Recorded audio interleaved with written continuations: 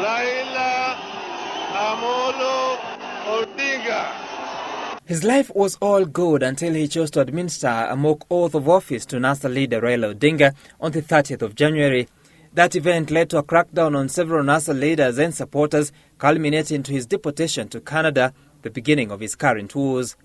Even though Raila Odinga appeared at the JKIA on Monday evening when Miguna jetted back, he left without a word, and shortly after, Miguna was forcefully bundled out of the country.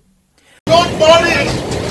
I'm not boarding, I don't have a passport. Since then, Odinga has been silent on Miguna's woes that have him spending the third day at the Dubai International Airport. In his latest statement, Miguna says, quote, Raila Odinga cannot and should not be enjoying Easter abroad and dining with the tyrants when the person who saw him in as the people's president is being quote-unquote murdered by those who stole his election and who have killed and maimed his supporters. This in reference to Odinga's truce with President Kenyatta earlier this month.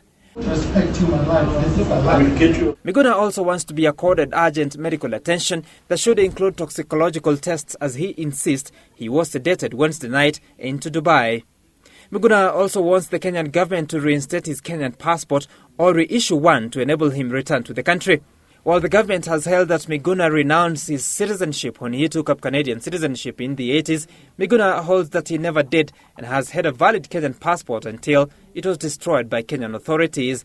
Miguna now appears to have rebranded the National Resistance Movement into a National Revolutionary Movement, which he has called upon to mobilize resources for him and the movement to further their agenda.